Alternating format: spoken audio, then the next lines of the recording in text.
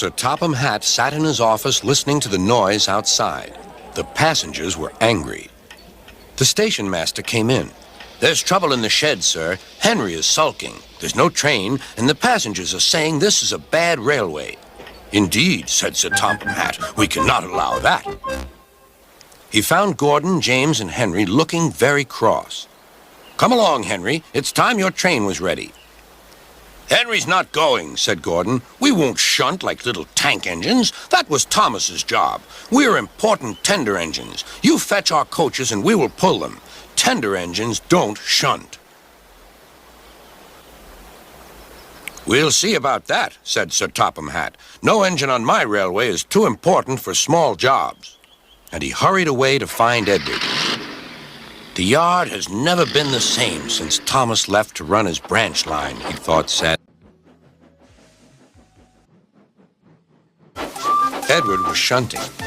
"Leave those freight cars, please, Edward," said Sir Topham Hatt. "I want you to push coaches for me in the yard." "Thank you, sir. That will be a nice change."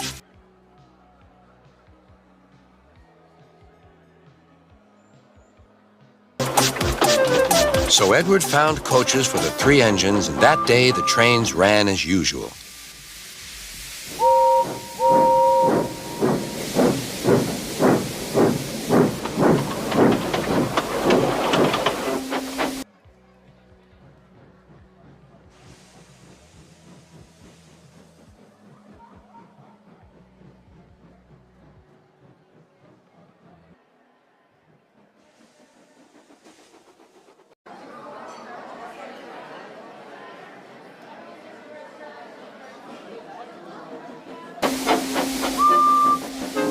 Next morning, Edward looked unhappy. Gordon came clanking past, hissing rudely. "Bless me," said Sir Topham Hatt. "What a noise!" "They all hiss me, sir," answered Edward. "They say tender engines don't shunt, and last night they said I have gray wheels. I haven't, have I, sir?" "No, Edward, you have nice blue ones, and I'm proud of you. Tender engines do shunt, but all the same, we do need another tank engine here." He went to a workshop and they showed him all sorts of engines.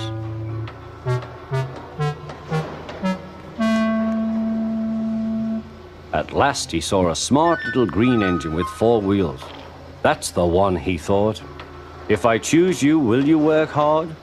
"Oh, sir, yes, sir." "That's a good engine. I'll call you Percy." "Yes, sir, thank you, sir," said Percy.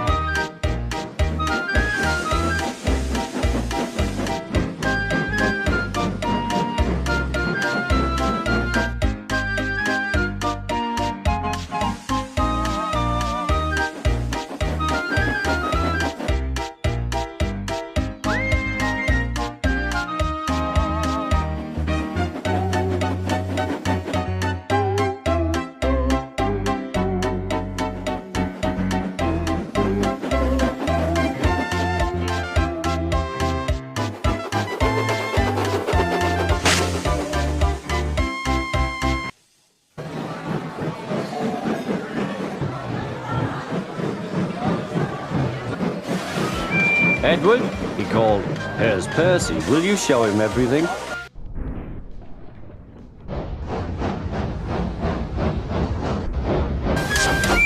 Percy soon learned what he had to do, and they had a happy afternoon.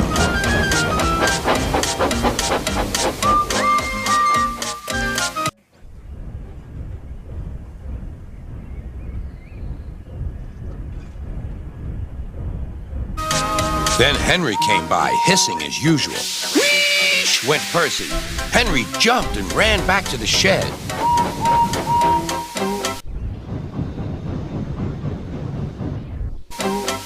"How beautifully you wheeshed him," laughed Edward. "I can't wheesh like that." "Oh," said Percy, "that's nothing. You should hear them in the workshop. You have to wheesh loudly to make yourself heard."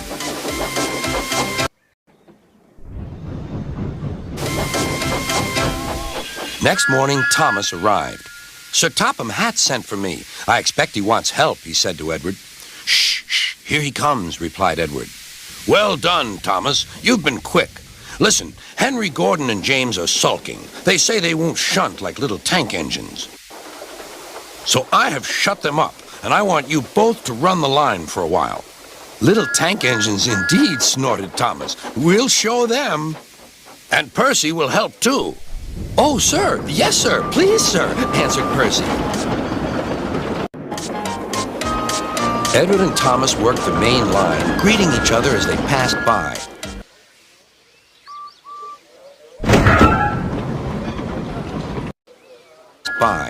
Percy puffed along the branch line. Thomas was anxious about Annie and Clarabelle, but both driver and conductor promised to take care of them. There were fewer trains, but the passengers didn't mind. They knew the three other engines were having a lesson.